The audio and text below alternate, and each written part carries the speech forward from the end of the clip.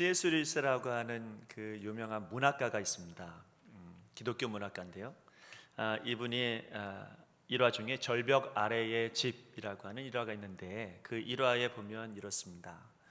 어떤 사람이 집을 가려고 하는데 그 집이 절벽 밑에 집이 있습니다. 그 이제 집에 가려고 하면 가장 빠른 길은 뭐냐면 그 절벽으로 내려가는 것이 가장 빠른 길입니다. 근데 그렇게 갈 수는 있겠으나 살 수는 없겠죠. 절벽이기 때문에 자기의 생명을 담보로 해서 내려가야 되는 그런 곳입니다. 그러니까 집에 가려고 하는데 가장 빠른 길은 절벽 밑으로 내려가는 길이지만 그 길로 가지 아니하고 산등성이를 넘어서 삥 둘러서 집으로 가게 됩니다. 그러면서 이제 C.S. 루이스라고 하는 이분이 생각하기를 하나님께 가는 것이 꼭 이와 같지 않을까라는 생각을 합니다. 어떤 생각이냐면 하나님 앞에 이렇게 하면 잘하겠지, 이렇게 하면 좋겠지라고 하는 그런 생각으로 급히 무엇을 가기보다는 내가 조금 돌아가는 것 같고 하나님을 좀 멀리 떨어져 있는 것처럼 보이지만 그러나 제대로 가야지 집에 갈 수 있지 않을까라는 생각이 들었다는 거죠. 여러분, 하나님께 나아가는 것이 빨리 나아가는 것이 아니라 바른 자세로 나아갈 때 그때 하나님 만날 수 있습니다.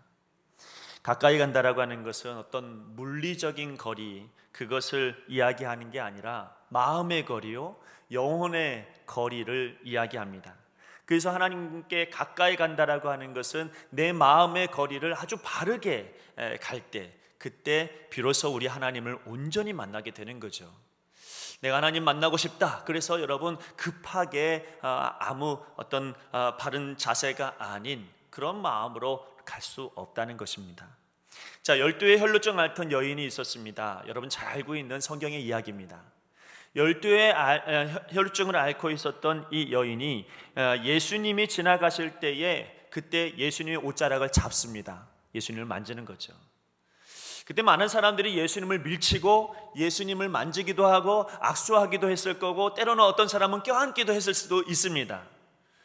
근데 예수님께서 누가 나를 만졌느냐 이렇게 물어보십니다. 예수님이 생각하실 때에 많은 사람들이 내 옆에 있었고 거리적으로는 물리적으로는 늘 가까이 있는 것처럼 보이고 너무너무 붙어 있는 것처럼 보이지만 유독 자기와 가장 가까이 있는 사람 이 한 사람밖에 없었다라고 하는 것을 예수님이 아셨다는 것이죠. 예수님 묻죠. 누가 내 몸을 나를 만졌느냐? 제자들이 너무 당황해서 당연한 이야기들을 왜 예수님께서 이렇게 하실까? 그러면서 말하기를 이렇게 많은 사람들이 둘러싸 미는데 누가 나를 만졌느냐라고 물으십니까? 이해가 안 된다는 거죠. 근데 예수님께서는 잘 아셨습니다. 나를 만진 사람은 유일하게 바로 이 여인밖에 없다라고 하는 것을 그분이 알았죠. 물리적인 거리는 너무 가까웠지만 그러나 나를 만진 것이 아니라는 겁니다.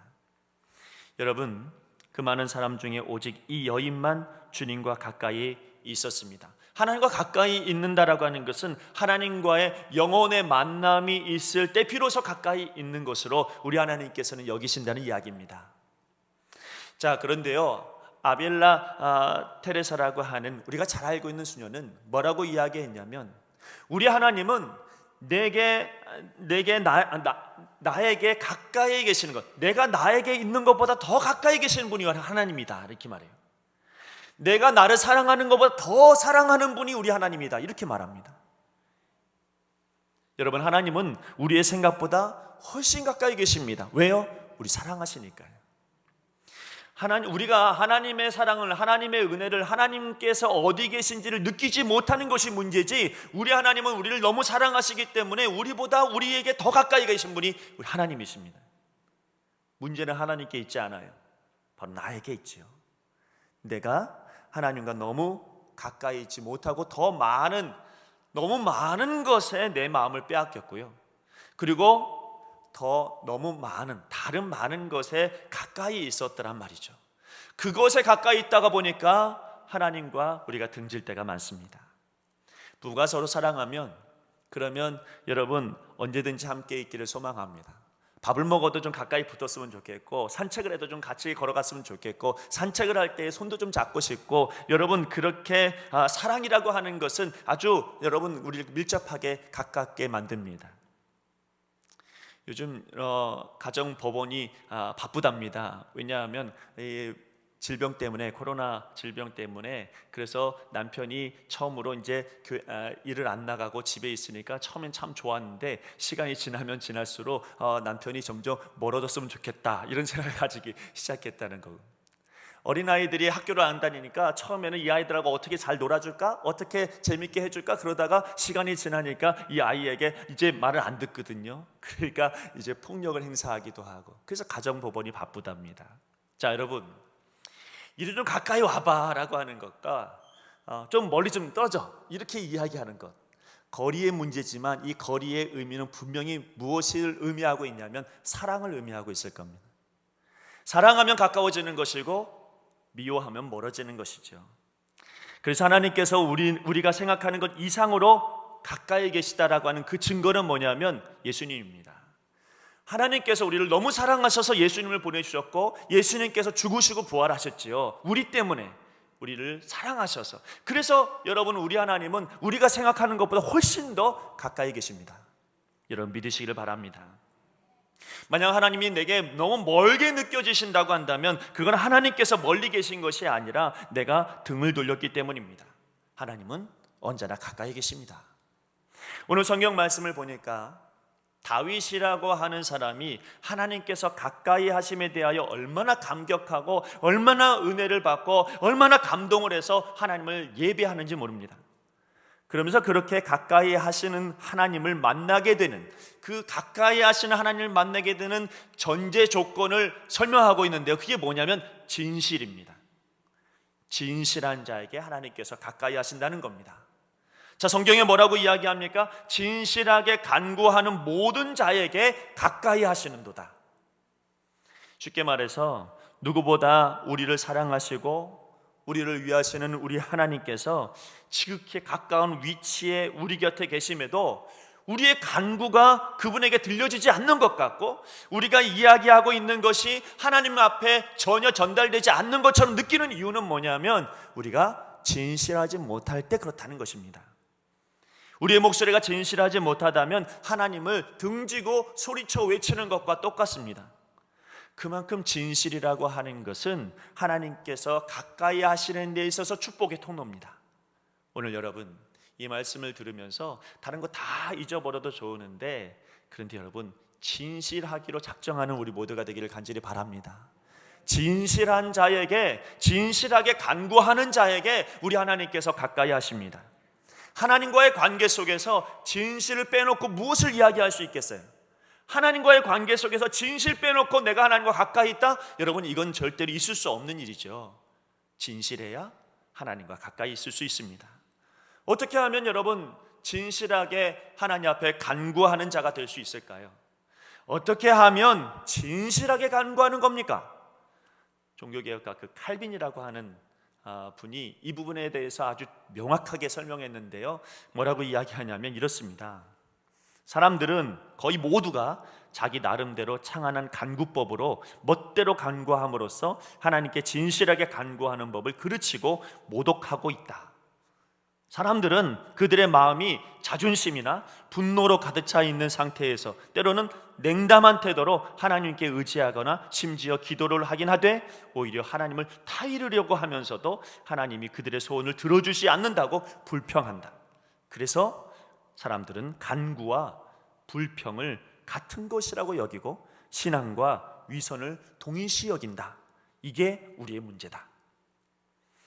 이외에도 칼빈은 잘못된 간구법, 기도법을 몇 가지 소개하고 있는데 뭐라고 이야기하냐면 하나님을 자기 견해와 소원을 들어주시는 분으로만 그렇게 여기는 기도, 잘못됐다는 거예요. 또 존경하지도 않고 충분하지도 못한 방법으로 하나님과의 화해를 모색하는 그런 간구, 이거 잘못됐다. 진실하지 못한 간구다. 이렇게 말하고 있는 거예요. 좀 더 쉽게 얘기할까요? 가짜라는 겁니다.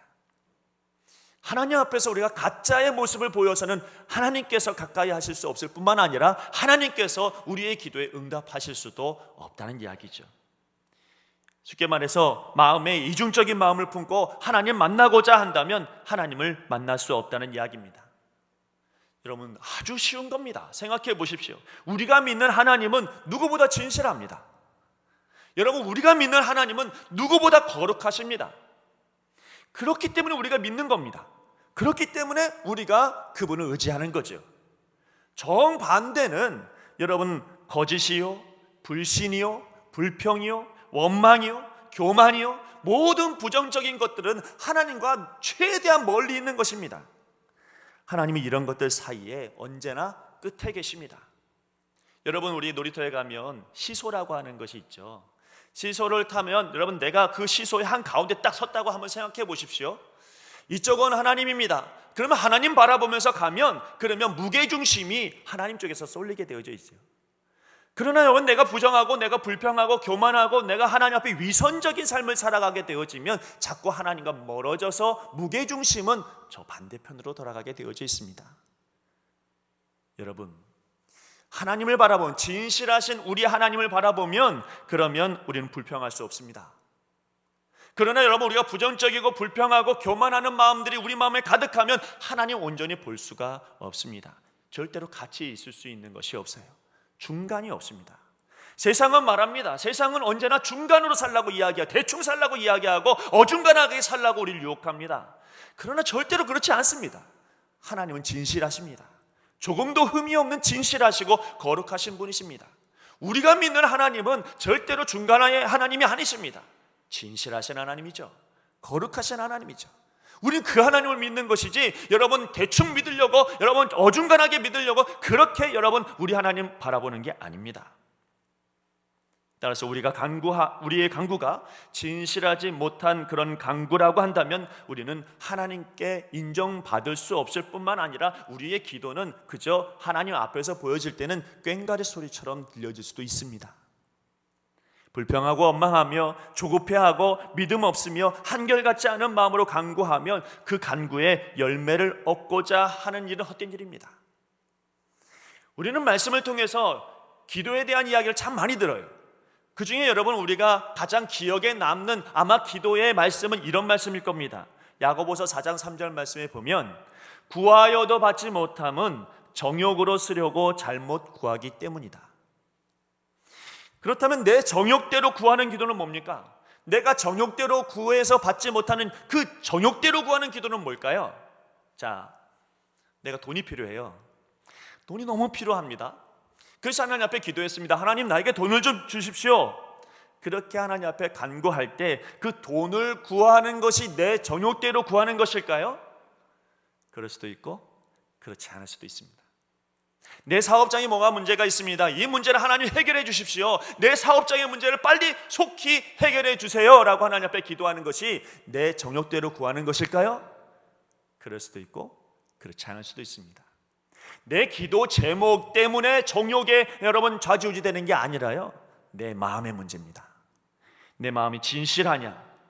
내 마음이 진실하다면 주님을 향하여 있을 수밖에 없습니다. 그러한 진실한 마음이라면 그 기도가 내 정욕대로 구하는 기도가 되지 않습니다. 그런 기도도 할 수 없습니다.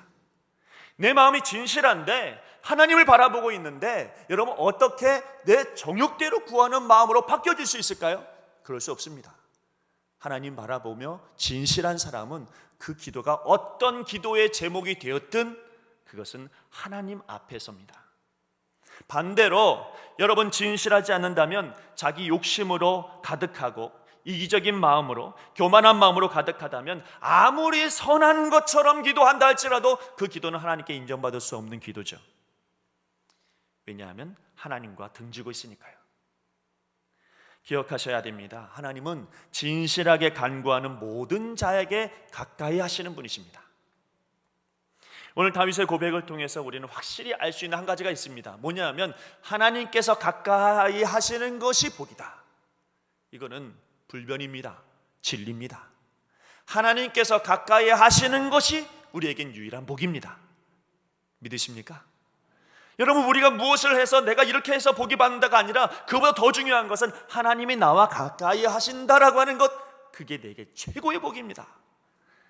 그래서 다윗이 뭐라고 이야기합니까? 하나님께 가까이 하시기 때문에, 하나님께서 나와 가까이 하시기 때문에 얻을 수 있는 복을 아주 세밀하게 설명한 것이 오늘 본문의 말씀입니다. 첫 번째로, 하나님께서 가까이 하신다면 우리는 위로의 은혜를 얻게 됩니다. 14절 말씀에 보면 다윗은 이렇게 고백합니다. 여호와께서는 모든 넘어지는 자들을 붙드시며 비굴한 자들을 일으키시는도다. 여기 넘어지는 자들은 서 있을 수가 없고 누군가의 도움이 있어야만 살아갈 수 있는 아주 연약한 자들을 말합니다. 또 비굴한 자들은 남에게 고개를 숙이며 살아야 하는 아주 힘없는 그런 자들을 말합니다.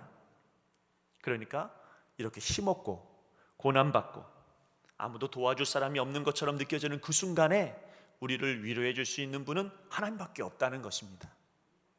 사람을 너무 의지하지 마세요. 사람이 나를 여러분 위로해 주는 거, 그건 여러분 한계가 있고요, 어느 순간 사람도 배신할 수 있거든요. 근데 여러분, 우리 하나님은 진실하잖아요. 그러니 여러분, 우리 하나님께서 우리를 위로해 주시고 우리 하나님께서 함께 해 주시기만 한다면, 그러면 아무도 나를 위로해 주지 않아도 그 하나님은 절대로 날 떠나지 않으세요. 나를 위로해 주십니다. 여러분, 하나님으로부터 받는 참된 위로는 그래서 진실한 사람만 받을 수 있는 거예요. 진실한 사람은 스스로 넘어지는 자라는 사실과 비굴한 자라고 하는 것을 인정합니다. 하나님, 나 이런 사람이에요. 하나님, 나 이렇게 연약한 사람이에요. 하나님, 나는 이렇게 하나님 없이는 절대로 살 수 없는 사람이에요. 그렇게 인정하는 사람이 누구냐면 진실한 사람이죠. 바로 그런 사람과 우리 하나님께서 가까이 하십니다. 그러나 여러분, 자신의 자존심을 내세우고 자기 능력을 과시하고 자신의 체면을 내세우는 사람은 하나님 앞으로 나오지도 못할 뿐만 아니라 나온다고 해도 진실하지 못한 사람이 되고 말아요. 그래서 참된 위로를 받지 못합니다. 언제나 여러분, 하나님 앞에 위로를 받는 것처럼 보이지만 그러나 삶의 문제 앞에서는 더 힘들어지죠. 진실하지 못한 사람은 하나님 앞으로 가지 않기 때문에, 그래서 여러분, 하나님께서 주시는 위로보다는 지금 내게 닥쳐있는 현상과 환경과 상황에 더 마음이 쏘이게 되어져 있죠.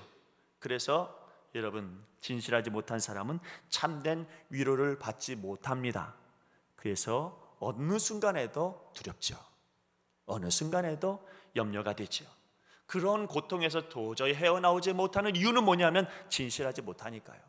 진실하지 못하니까, 하나님께서 함께 하시는 그 위로를 받지 못하니까 매일매일 여러분, 고통과 어려움을 여러분 견뎌내야만 하는 상황이 되죠. 그러므로 여러분, 우리 신기촌교회 모든 성도들이 좀 진실하게 우리가 하나님 앞에 나아가면 우리 하나님께서 매 순간순간마다 가까이서 우리를 위로해 주실 줄로 믿습니다. 이 위로가 여러분 우리 모두에게 있기를 소망합니다. 여러분, 하나님께서 가까이 하시는 진실한 사람은 세상 누구에게도 받을 수 없는 참된 위로를 받습니다. 예수님께서 그 위로 주시려고 이 땅에 오신 겁니다. 예수님께서 굳이 이 땅에 내려오신 이유는 뭐냐면, 그렇게 힘없고 나약한 비굴한 우리들을 위해서 그분께서 오셔서 위로해 주시려고 여러분 내려오신 거잖아요. 아무도 자기를 이해해 주지 못한다고, 아무도 내 편이 없다고, 그래서 몰래 여러분 우물가에 와서 우물을 길었던 그 사마리아 여인을 위로해 준 사람은 예수님밖에 없어요. 아무도 그를 인정해 주지 않았고 아무도 그를 옳게 보지 않았습니다. 자기의 자녀가 귀신 들려서 매일매일 넘어지는 것을 보고 고통스럽고 괴로워했던 그 사람을 위로해 준 사람은, 수로보니게 여인을 위로해 준 사람은 예수님밖에 없어요. 아무도 여러분 이 여인을 쳐다보지도 않았고 이방 여인이라고 여겼고 위로해 주지 못했어요. 그러나 오직 예수님만 위로해 줬죠. 예수님의 제자들은 자기가 있는 그 자리에서 열심히 일을 했을 뿐이지만, 그러나 그 자리에서 끊임없이 고통과 어려움이 있었어요. 그런데 그때마다 그 사람들을 위로하고 선택했던 분은 예수님밖에 없어요. 여러분, 이 제자들은 그 위로를 받고 제자들이 된 거예요. 저는 믿습니다. 우리에게 허락된 위로가 여전히 이곳에 있다고 믿습니다.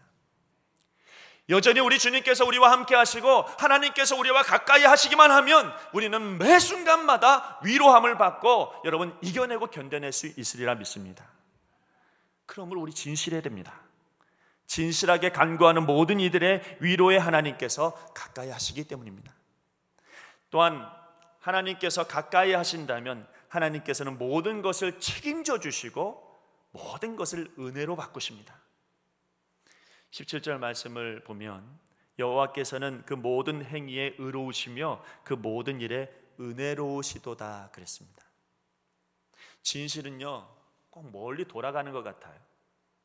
코앞으로 가면 될 것 같은데, 쉬운 방법을 선택하면 될 것 같은데 쉬운 방법으로 가지 않고 꼭 멀리 돌아가는 것 같아요. 그러나 실상은 더 가까이 가는 것임을 여러분 기억하셔야 됩니다.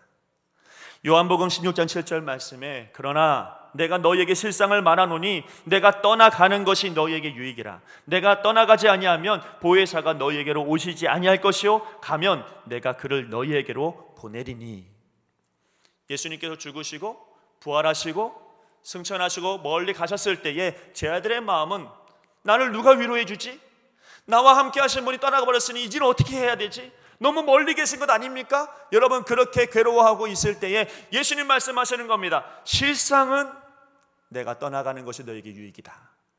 왜냐하면 이제는 내 곁에 있는 뿐만 아니라 성령님께서, 보혜사 성령님께서 내 마음 가운데 들어오셔서 나와 함께 하시니 그 어디보다 가장 가까이 계시는 우리 하나님을 보내주실 것이기 때문에, 예수의 영을 우리에게 보내주실 것이니까, 그러니까 실상은 멀리 가는 것처럼 보이고 진실은 좀 돌아가는 것처럼 보이고, 그런다 할지라도 실상은 그게 아니라 더 가까이 있는 것이다, 더 좋은 것이라는 말씀입니다. 여러분의 삶이 힘들고 어려워서 하나님께로부터 너무 멀리 가 있는 것 같고 힘든 일인 것처럼 보이십니까? 여러분, 내가 진실을 지키기가 참 어렵다고, 그렇게 고통스럽다고 여러분 그렇게 하소연할 만한 그런 상황이 우리 가운데 있으십니까? 그러나 여러분 그게 멀리 있는 것이 아닙니다. 오히려 주님과 가까이 있는 놀라운 기적이죠. 어떤 분이 그러시더라고요.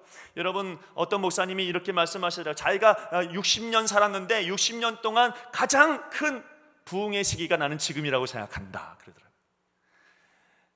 자기는 전쟁을 치러보지 않았지만 그러나 가장 어려운 시기에 교회는 부흥했는데 지금이 바로 그 시기다, 이렇게 이야기하더라고요. 오늘 여러분은 어떻습니까?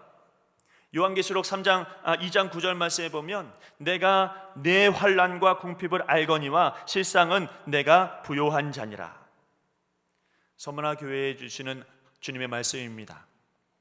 이 서머나 교회는 핍박이 너무너무 심했습니다.